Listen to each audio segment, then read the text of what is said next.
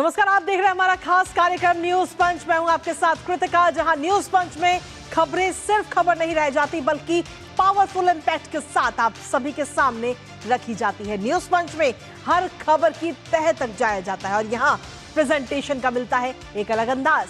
फिर चाहे वो देश हो या दुनिया, राजनीति हो या अर्थव्यवस्था या फिर आम आदमी से जुड़ी हुई महत्वपूर्ण खबर, और खबर से जुड़े हुए हर एक पहलू को पहुंचाने के साथ साथ ग्राउंड पर मौजूद अपने रिपोर्टर से भी जानते हैं खबर से जुड़ा हुआ एक एक अपडेट।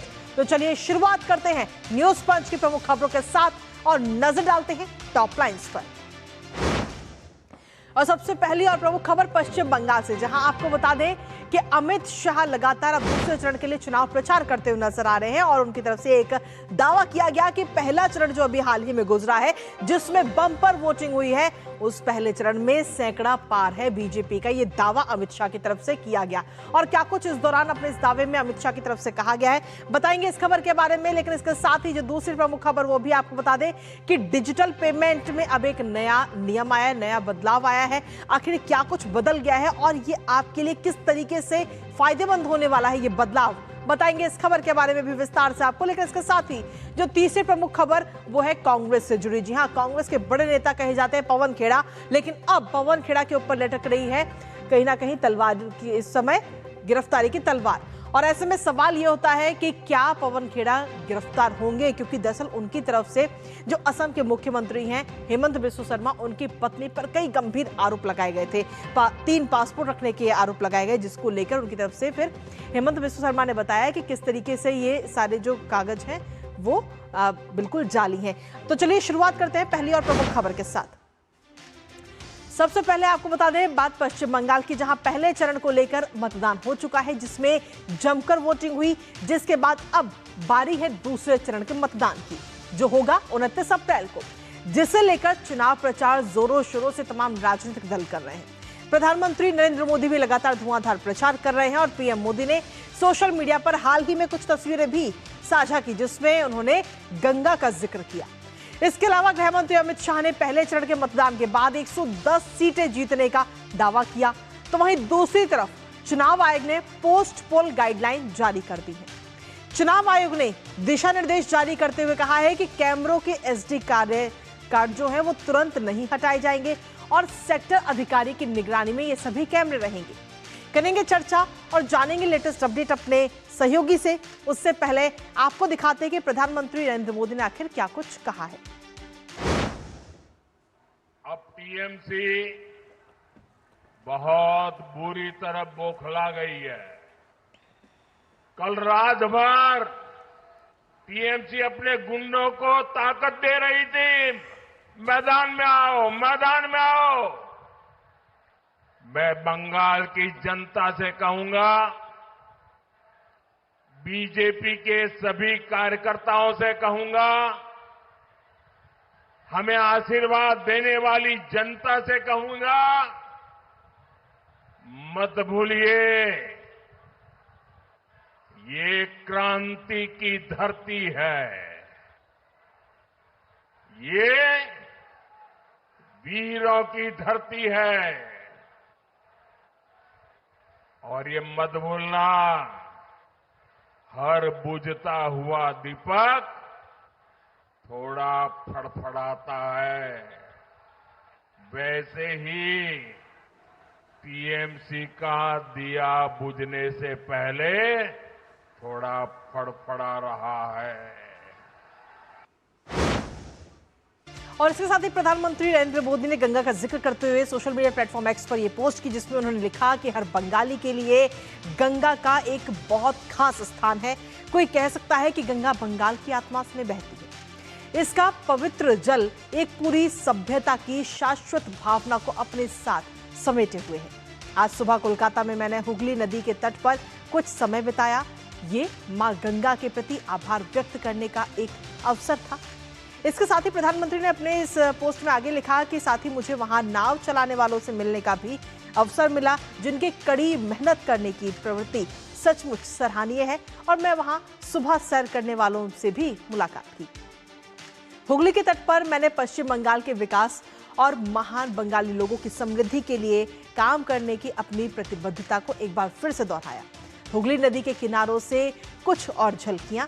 इस विशाल नदी की तस्वीरें खींचने की कोशिश की और साथ ही विद्यासागर सेतु और हावड़ा ब्रिज की भी करीबी से झलक मिली। तो ये सोशल मीडिया प्लेटफॉर्म एक्स पर प्रधानमंत्री नरेंद्र मोदी ने ये पोस्ट किया है। लेकिन इसके साथ ही जहां प्रधानमंत्री नरेंद्र मोदी लगातार धुआंधार प्रचार कर रहे हैं, वहीं दूसरी तरफ गृहमंत्री अमित शाह भी चुनाव प्रचार में जुटे हुए हैं। और अमित शाह की तरफ से दहाड़ लगाते उन्होंने कहा कि सैकड़ा पार है इस बार, अब की बार सैकड़ा पार। और क्या कुछ कहा है कोलकाता में अमित शाह ने, आपको सुनाते हैं।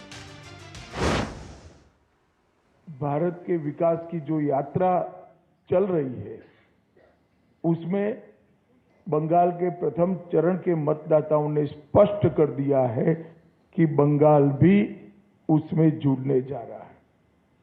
16 जिलों की 52 सीटों पर 92.98% मत ये निश्चित रूप से बताता है कि दीदी जाने वाली है और भाजपा आने वाली है। और मैं स्पष्ट रूप से आपको बताना चाहता हूं, 152 सीटों में से 110 से ज्यादा सीटें भारतीय जनता पार्टी जीतने जा रही है। बंगाल विधानसभा 2026 के चुनाव के प्रथम चरण में मतदान के सारे बंगाल के रिकॉर्ड तोड़ते हुए बंगाल की जनता ने अभूतपूर्व उत्साह और जोश के साथ बंगाल में परिवर्तन के लिए वोट डाला है। आप भय से भरोसे की ओर की एक यात्रा को बहुत अच्छे तरीके से शुरू किए हैं और दूसरे चरण के मतदाता भी भय से भरोसे की यात्रा को आगे बढ़ाएंगे।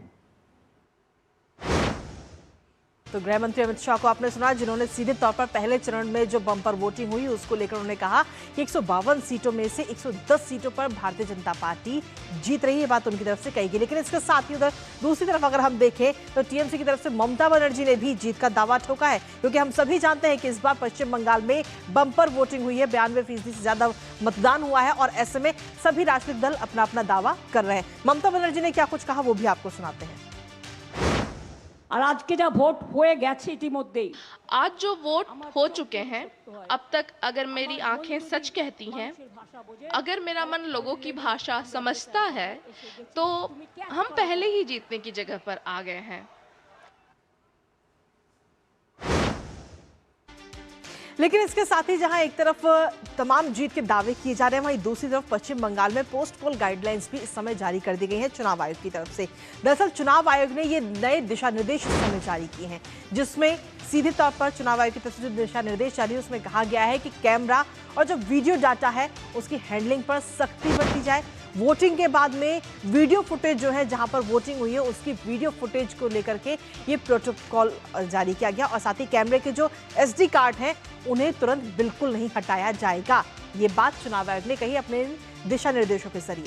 साथ ही ये भी कहा गया कि सेक्टर अधिकारी की निगरानी में ये सभी कैमरे रहेंगे, सिर्फ तय डाटा कलेक्शन सेंटर पर ही निकाले जाएंगे SD कार्ड। हमारे साथ हमारे सहयोगी सौरभ दत्ता इस वक्त जुड़ गए हैं, सीधा उनका रुख करेंगे ताजा अपडेट के लिए। सौरभ, बम्पर वोटिंग के बाद में जो राजनीतिक दल हैं उनकी तरफ से तमाम दावे किए जा रहे हैं जीत के। ममता बनर्जी अपना दावा करती हुई नजर आ रही, तो वहीं गृह मंत्री अमित शाह ने भी जीत का दावा किया है कि जो पहले चरण में मतदान हुआ उसमें से 192 सीटों में से 110 सीटों पर बीजेपी जीत रही है। हाँ कृतिका, देखिए दोनों पक्ष अपना अपना दावा रख रही है जनता के सामने, क्योंकि अभी भी दूसरा चरण बाकी है और उसमें भी 142 सीटें हैं। और इस दावे में टीएमसी का जो कहना है, टीएमसी का कहना है कि जो 90% प्लस पोलिंग हुआ है उसके चलते पहले तो वो दावा कर रहे हैं कि ये उनके हक में जाएंगे।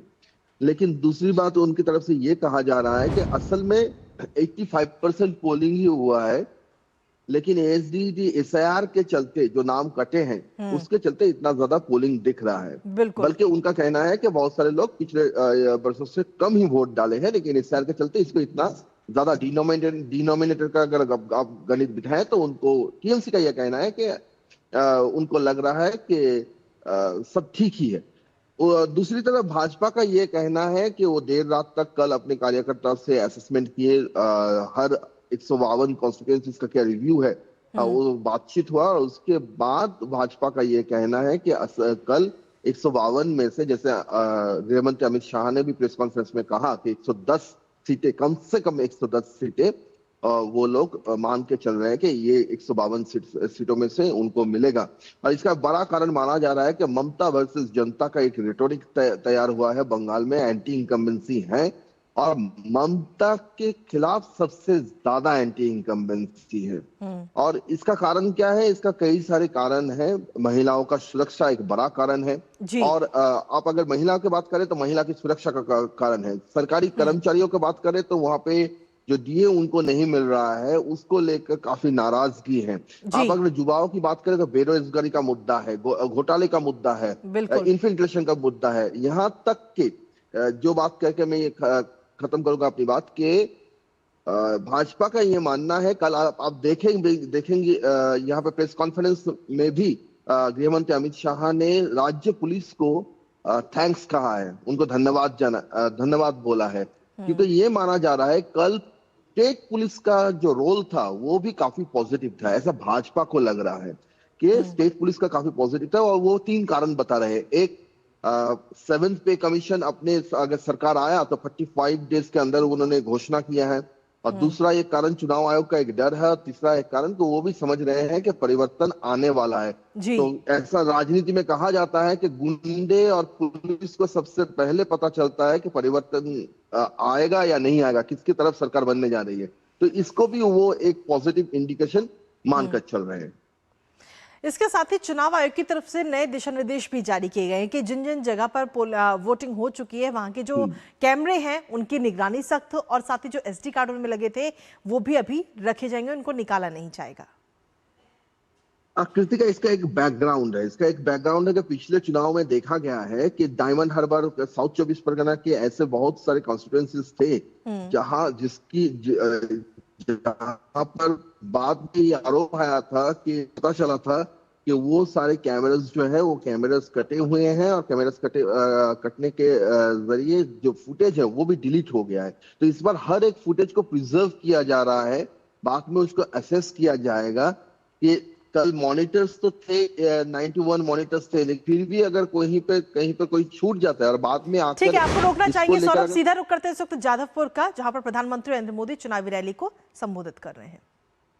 सबसे पहले तो मैं आप सबकी क्षमा मांगता हूं क्योंकि आप लंबे समय से धूप में खड़े हैं। हमारी योजना सारी बेकार हो गई, पंडाल छोटा पड़ गया, लेकिन आपका प्यार बढ़ता ही जा रहा है। मैं आप सबकी क्षमा चाहता हूं कि हम पूरी व्यवस्था नहीं कर पाए और उसके कारण आपको इतनी भयंकर गर्मी में, भरी दोपहरी में तपना पड़ रहा है। लेकिन मैं आपको विश्वास दिलाता हूं, आप जो धूप में तप कर रहे हैं ना, मैं आपका तप बेकार नहीं जाने दूंगा।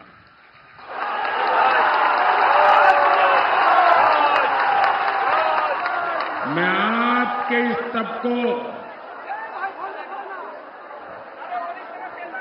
ब्याज समेत लौटाऊंगा।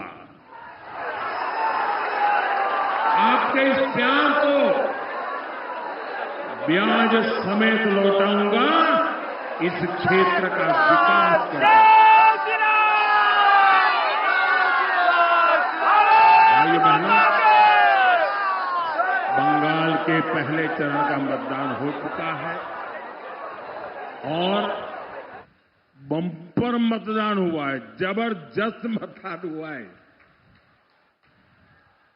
देश आजाद होने के बाद देश ने कभी ऐसा देखा नहीं जो इस बार बंगाल के लोगों ने करके दिखाया है।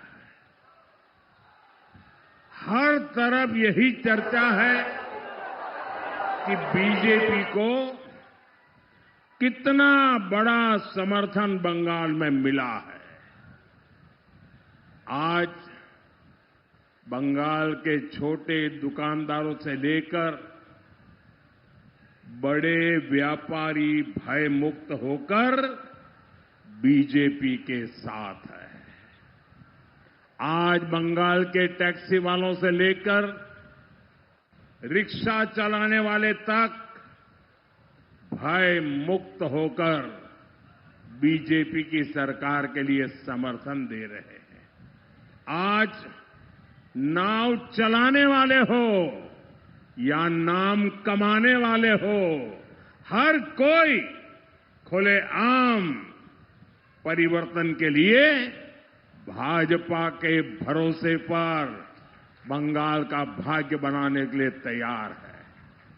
आज बंगाल के सरकारी कर्मचारी से लेकर बंगाल के पुलिसकर्मी तक भय मुक्त होकर उज्जवल बंगाल के लिए मैदान में आए हैं। बंगाल के शिक्षक, यहां के वकील, यहां के डॉक्टर, हर प्रोफेशन के लोग बीजेपी के समर्थन में उतर हुए हैं। हर कोई कह रहा है, चारों तरफ से एक ही गुंज सुनाई दे रही है, एक ही नारा सुनाई दे रहा है, एक ही आवाज आ रही है, पाल्टानो दोरकार, पाल्टानो दोरकार, पाल्टानो दोरकार, पाल्टानो दोरकार, पाल्टानो दोरकार, पाल्टानो दोरकार। साथियों, पहले चरण के मतदान ने ये पक्का कर दिया है कि कई जिलों में टीएमसी का खाता भी नहीं खुलेगा।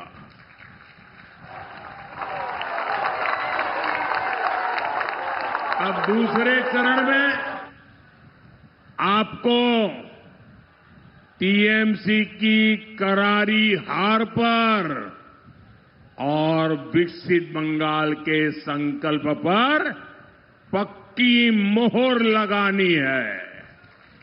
लगाओगे? ज्यादा से ज्यादा मतदान करोगे?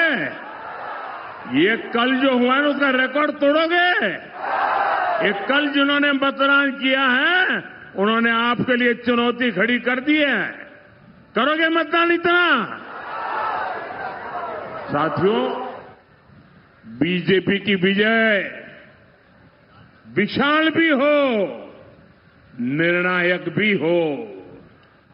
बंगाल में विकास का नया युग पूरी ताकत से आए। अब 29 अप्रैल को ये काम आपको करना है। ये बंगाल के सामने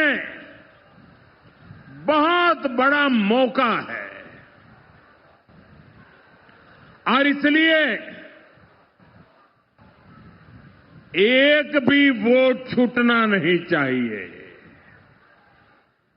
मेरा आपसे आग्रह है,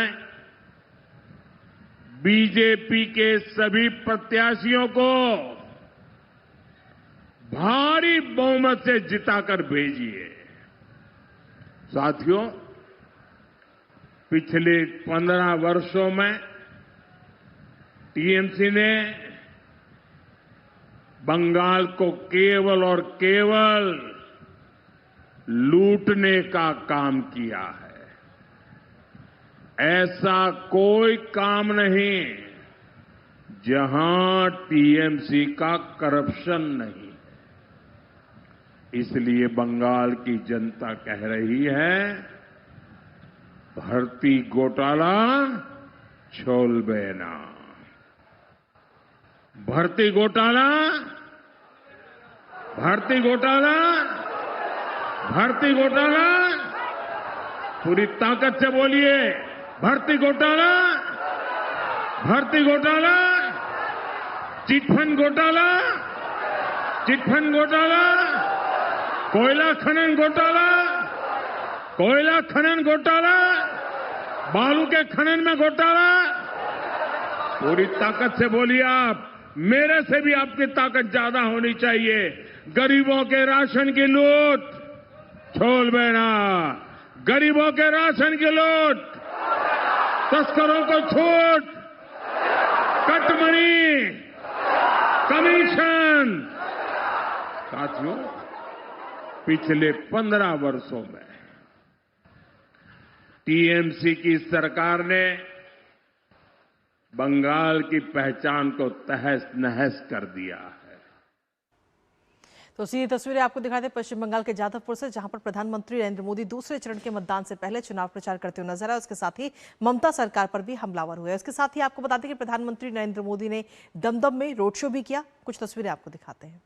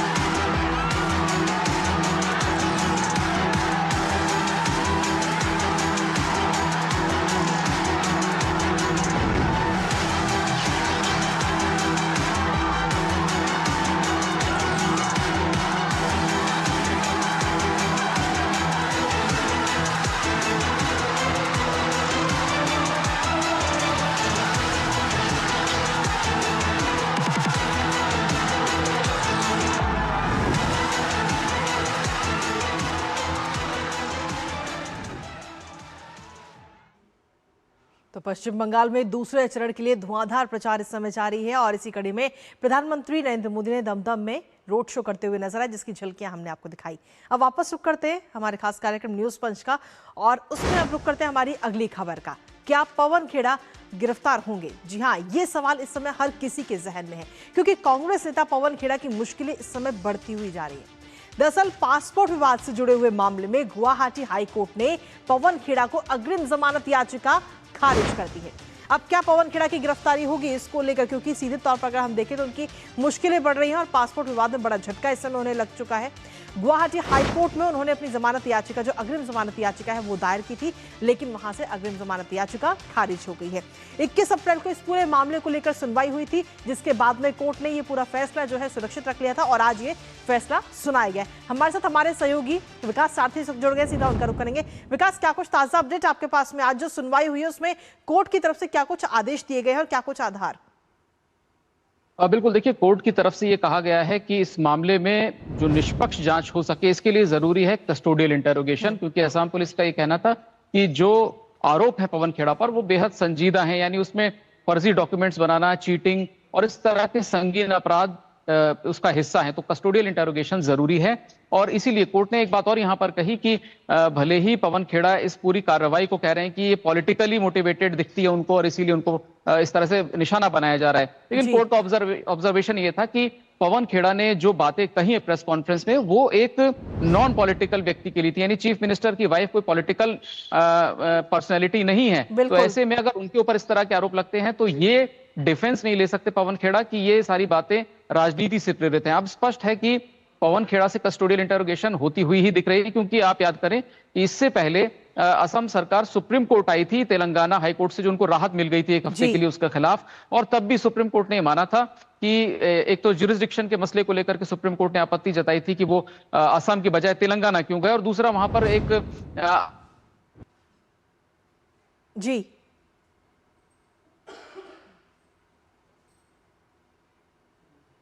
चलिए, अभी हमारा संपर्क विकास सारथी से टूट गया है, लेकिन एक बार फिर संपर्क साधने की कोशिश करेंगे। लेकिन फिलहाल पूरा मामला क्या है वो भी हम आपको बता रहे हैं, क्योंकि हेमंता के जो हलफनामे में छिपाने का ये दावा किया गया।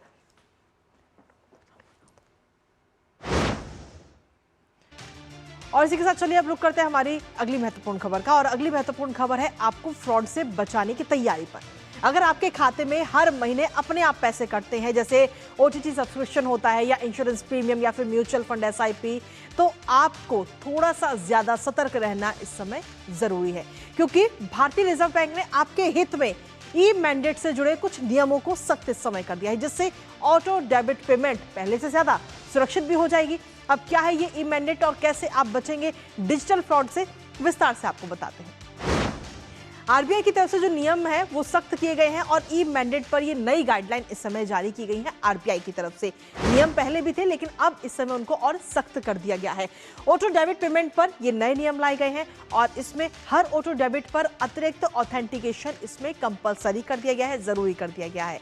बिना वेरिफिकेशन के कोई भी पहला ट्रांजेक्शन नहीं होगा और ग्राहकों को इसका पूरा कंट्रोल मिलेगा। जो कस्टमर है उसके पास में पूरा कंट्रोल रहेगा और सभी पेमेंट प्रोवाइडर कार्ड UPI लेनदेन पर इसे लागू करने की बात भी कही गई है, जिससे कि फ्रॉड से आप बच सकें। इसके साथ ही RBI के जो सख्त नियम है वो भी आपको बता दें, क्योंकि ई मैंडेट पर नई गाइडलाइन ये जारी की गई है, जहां ऑटो डेबिट पेमेंट पर ये नए नियम है। और इसके साथ ही नए नियम क्या है वो भी आपको बता दें, फीचर और इसके साथ ही नए नियम दोनों में। प्री अलर्ट का यानी कि भुगतान से 24 घंटे पहले आपके पास मैसेज आएगा। सामान्य ट्रांजैक्शन लिमिट की अगर हम बात करें तो वो 15,000 तक बिना OTP की ट्रांजैक्शन है, यानी कि उसके लिए OTP की जरूरत नहीं होगी। इसके साथ ही स्पेशल ट्रांजैक्शन लिमिट की अगर हम बात करें तो उसकी 1 लाख है। कैंसिलेशन सुविधा की अगर हम बात करें तो ग्राहक कभी भी इसको मॉडिफाई कर सकते हैं या फिर कैंसिल कर सकते हैं। जो ऑटो डेबिट है, जो अपने आप पैसे जो है आपके अकाउंट से कट जाते हैं। सर्विस चार्ज यानी कि सर्विस पर बैंक ग्राहकों से कोई शुल्क नहीं लेगा, ये भी बात कही गई। और पोस्ट अलर्ट की अगर हम बात करें तो पैसा कटने के बाद में आपको कंफर्मेशन नोटिफिकेशन भी भेजना होगा। अब ऐसे में आप जब कस्टमर है तो इससे आम ग्राहकों को, जो कस्टमर्स हैं, उनको किस तरीके से फायदा होगा वो भी आपको बता दें, क्योंकि इससे सीधे तौर पर अगर हम देखें तो बैंकिंग अनुभव जो है वो और ज्यादा आगे आने वाले समय में सुरक्षित होगा, आसान होगा। पेमेंट फेल होने पर पेनल्टी से भी आप सुरक्षित रहेंगे।